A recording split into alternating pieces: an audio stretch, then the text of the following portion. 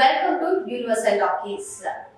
మరి తెలంగాణ ప్రభుత్వం ప్రతిష్టాత్మకంగా కూడా గద్దర్ అవార్డుల పురస్కారాన్ని గత 2 ఏళ్ల నుంచి కూడా ఇస్తూ ఉంది. మరి మనం చూసుకున్నట్లయితే ఎస్పెషల్ గా టాలీవుడ్ లో భారీ సినిమాలను రూపొందించి అంతర్జాతీయ స్థాయికి తీసుకెళ్తున్నారు టాలీవుడ్ పరిశ్రమని. మనం చూసుకుంటే త్రిబుల్ ఆర్ సినిమా కానివ్వండి, ఇటువంటి సినిమాలు, పుష్ప, అల్లు అర్జున్ సినిమాలు. అయితే గత 14.5 ఏళ్లుగా కూడా సినీ పరిశ్రమకు సంబంధించి ఇటువంటి అవార్డ్స్ ని ఇవ్వడం లేదు. మరి కొన్ని కారణాల వల్ల ఎప్పుడు చాలా గ్రాండ్ గా నిర్వహించేటువంటి అవార్డ్స్ లను ఈ 14.5 సంవత్సరాల నుంచి కూడా ఇవ్వడం లేదు. మరి సీఎం గా రేవంత్ రెడ్డి గారు బాధ్యతలు చేపట్టినప్పటి నుంచి కూడా సినీ పరిశ్రమను ప్రోత్సహించడానికి, అంటే మన తెలుగు సినీ పరిశ్రమను సత్తా చాటుతున్నటువంటి ప్రముఖులకి అందరికీ కూడా అవార్డుల ప్రదానోత్సవం చేయాలి అంటూ గద్దర్ అవార్డులను స్టార్ట్ చేసిన సంగతి మనకు తెలిసిందే. మరి ఈ నేపథ్యంలోనే గత 2 ఏళ్ల నుంచి కూడా గద్దర్ అవార్డులను చాలా గ్రాండ్ గా నిర్వహిస్తున్నారు. అది కూడా ఎగ్జాక్ట్ గా ఉగాది రోజున. మరి తెలుగు సంవత్సర అంటే నూతన తెలుగు సంవత్సర శుభాకాంక్షలు తెలియజేస్తూ ఉగాది సందర్భాన నిన్న గద్దర్ అవార్డుల ప్రదానోత్సవం జరిగింది. మరి మెయిన్ అట్రాక్షన్ గా మనం చూసుకున్నట్లయితే మెగాస్టార్ చిరంజీవి గారు నిలిచారు. ఎందుకు అంటే మన అందరికీ తెలిసిన విషయమే, ఆయనకి ఎన్టీఆర్ నేషనల్ అవార్డు లభించింది. సో సీఎం రేవంత్ రెడ్డి గారి చేతుల మీదుగా ఎన్టీఆర్ నేషనల్ అవార్డుని అందుకున్నటువంటి చిరంజీవి గారు కొన్ని కీలక కామెంట్స్ కూడా చేయడం జరిగింది. తెలంగాణ ప్రభుత్వం సినీ పరిశ్రమను ప్రోత్సహిస్తూ గద్దర్ అవార్డ్స్ ఇస్తుంది.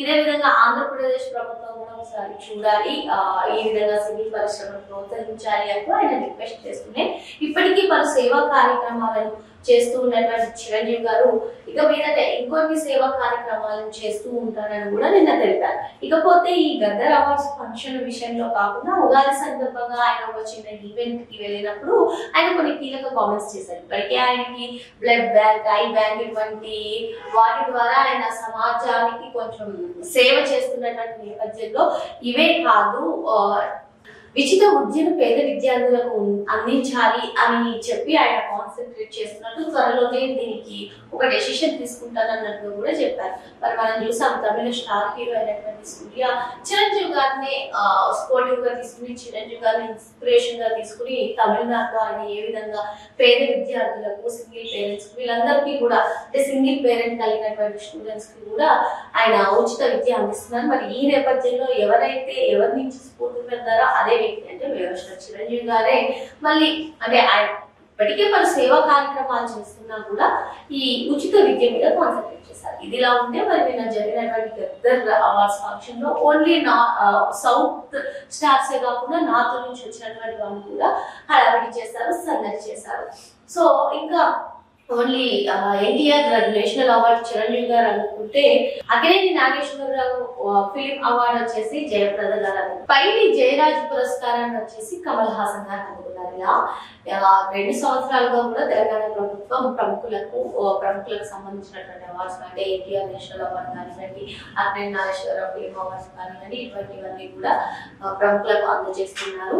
సో ఏదేమైనా సినీ పరిశ్రమను ప్రోత్సహిస్తూ తెలంగాణ ప్రభుత్వం ఈ గద్దర్ అవార్డులను ప్రకటించిన గద్దర్ అవార్డులను అందజేయడం అయితే శుభదాయకం అని చెప్పుకోవచ్చు. మరి ఏపీ ప్రభుత్వం కూడా దీనిపైన అసలే మెగాస్టార్ చిరంజీవి గారు రిక్వెస్ట్ చేశారు అంటే దీనిపైన ఫోకస్ చేసే అవకాశాలు ఉన్నాయి అని అనుకుంటున్నారు.